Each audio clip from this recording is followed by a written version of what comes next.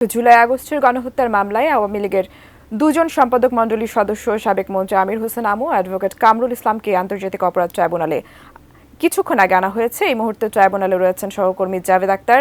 বিস্তারিত জানতে যুক্ত হচ্ছি তার সাথে। জাভেদ, আমরা যেমনটা জানাচ্ছিলাম যে কিছুক্ষণ আগে তাদেরকে ট্রাইব্যুনালে আনা হয়েছে, কখন নাগাদ আসলে বিচার কাজ শুরু হবে এবং তাদের আদালতে তোলা হবে এবং তাদের বিরুদ্ধে কি কি অভিযোগ আনা হতে পারে, সার্বিক সবকিছু জানাবেন আমাদের। টুম্পা, সকাল 10:15টার দিকে আন্তর্জাতিক অপরাধ ট্রাইব্যুনালে আওয়ামী লীগের যে দুজন সম্পাদক মণ্ডলীর সদস্য আমির হোসেন আমু ও কামরুল ইসলাম, যারা দুজন সাবেক মন্ত্রী ছিলেন, এই দুজনকে জুলাই আগস্টের গণহত্যার মামলায় তাদেরকে আন্তর্জাতিক অপরাধ ট্রাইব্যুনালে হাজির করা হয়েছে সকাল 10:15টার দিকে। এর আগে গত সোমবার আন্তর্জাতিক অপরাধ ট্রাইব্যুনালের যিনি চেয়ারম্যান বিচারপতি গোলাম মুর্তজা মজুমদারের নেতৃত্বে 3 সদস্যের যে ট্রাইব্যুনাল, তাদেরকে আজ হাজির করার নির্দেশ দিয়েছিলেন। সেই অনুযায়ী তাদেরকে হাজির করা হলো। এবং আপনি জানেন যে গত 17 অক্টোবর যেদিন প্রথম দিন বিচার প্রক্রিয়া শুরু হয়েছিল আন্তর্জাতিক অপরাধ ট্রাইব্যুনাল পুনর্গঠনের পর, সেই প্রথম দিনই 2টি আবেদন করেছিল প্রসিকিউশনের পক্ষ থেকে। সেই 2টি আবেদনের শুনানি নিয়ে সাবেক প্রধানমন্ত্রী শেখ হাসিনা তার বিরুদ্ধে এবং আরেকটি আবেদনে 45 জনের বিরুদ্ধে, যেখানে অনেক মন্ত্রী ছিলেন, পুলিশের সাবেক কর্মকর্তা ছিলেন, মোট 46 জনের বিরুদ্ধে গ্রেপ্তারি পরোয়ানা জারি করা হয়েছিল গত 17 অক্টোবর। এলো ভিশন মুশকিল আসান অফার। যে কোনো ব্র্যান্ডের পুরনো ফ্রিজ নিয়ে চলে আসুন ভিশন শোরুমে আর নিয়ে যান নতুন ভিশন ফ্রিজ 20% পর্যন্ত ছাড়। আজ এই যে 2 জন সাবেক মন্ত্রীকে নিয়ে আসা হলো, তারা দুজন কিন্তু ওই 46 জনের মধ্যেই তারা আছেন। পরবর্তীতে 5 আগস্টের পরে আমরা জানি যে এই 2 জন মন্ত্রী লাপাত্তা ছিলেন।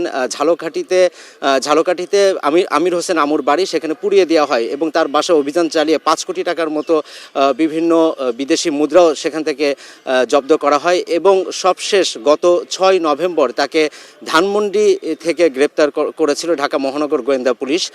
এবং তার বিরুদ্ধে নিউ মার্কেট থানায় একটি হত্যা মামলার রয়েছে। সেই গণহত্যার মামলা, যেটি মানবতা বিরোধী অপরাধ হিসেবে গণ্য হয়েছে এবং এই আন্তর্জাতিক অপরাধ ট্রাইব্যুনালে যেই অভিযোগটি করা হয়েছে, এবং একই অপরাধে সাবেক মন্ত্রী কামরুল ইসলাম, অ্যাডভোকেট কামরুল ইসলাম, তাকে 18 নভেম্বর উত্তরা থেকে গ্রেপ্তার করা হয়েছিল। এবং ইতিমধ্যেই তারা বিচারিক আদালতে তাদেরকে রিমান্ডের শুনানি হয়েছে, সেই আদালতে তোলা হয়েছে।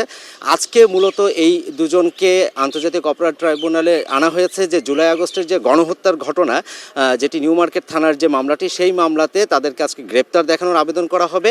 এর আগে আমরা দেখেছি যে যতজনকে নিয়ে আসা হয়েছে, গত 18 নভেম্বর 13 জনকে নিয়ে আসা হয়েছিল, সেখানে 9 জন মন্ত্রী ছিলেন, তারপর 2 জন সচিব ছিলেন এবং এরপরে পুলিশের কর্মকর্তাদেরকেও নিয়ে আসা হয়েছিল 20 নভেম্বর।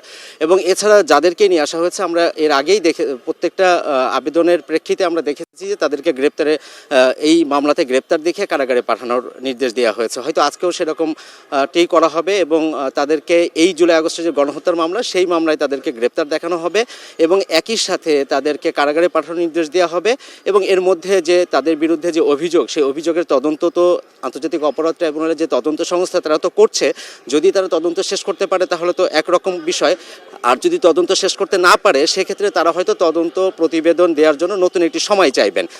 আদালত সেটাতে হয়তো সন্তুষ্ট হয়ে 1 মাস বা 2 মাস যেভাবেই হোক নতুন একটি সময় দিবেন এবং তাদেরকে পরবর্তীতে আবার এখান থেকে কারাগারে পাঠানো হবে। একটা বিষয় একটু বলি যে এই যে অ্যাডভোকেট কামরুল ইসলাম, আমাদের নিশ্চয়ই মনে আছেন, আমাদের একজন সহকর্মী মাসুদুল হক, তিনি সে সময় আন্তর্জাতিক অপরাধ ট্রাইব্যুনালের নিউজ সংবাদ কাভার করতেন এবং যখন বিএনপি নেতা সালাউদ্দিন কাদের চৌধুরী তিনি এই ট্রাইব্যুনালের হাজতখানায় ছিলেন এবং সেদিন অ্যাডভোকেট কামরুল ইসলাম তিনি আসছিলেন, সেই ভিডিওটি এটি নিউজের সেই ভিডিওটি ভাইরাল হয়েছিল এবং সেখানে কিন্তু কামরুল ইসলামকে সাকা চৌধুরী ডেকেছিলেন। সেই কামরুল ইসলাম যিনি 2009 নির্বাচনের পরে আইন প্রতিমন্ত্রী ছিলেন, তাকে যিনি একসময় এখানে পরিদর্শন করতে আসতেন বা দেখতে আসতেন বা যাদের হাতে গড়া এই ট্রাইব্যুনাল, সেই কামরুল ইসলামকে আজকে এই জুলাই আগস্টের যে গণহত্যা, সে সময় তো ছিল আসলে 71 মানবতা বিরোধী অপরাধ, কিন্তু এখন 2024 সালের জুলাই আগস্টের যে গণহত্যা, যে মানবতা বিরোধী অপরাধ, সেই অপরাধে অভিযুক্ত হয়ে আসামি হয়ে অ্যাডভোকেট কামরুল ইসলামকে এই ট্রাইব্যুনালেই আসতে হলো।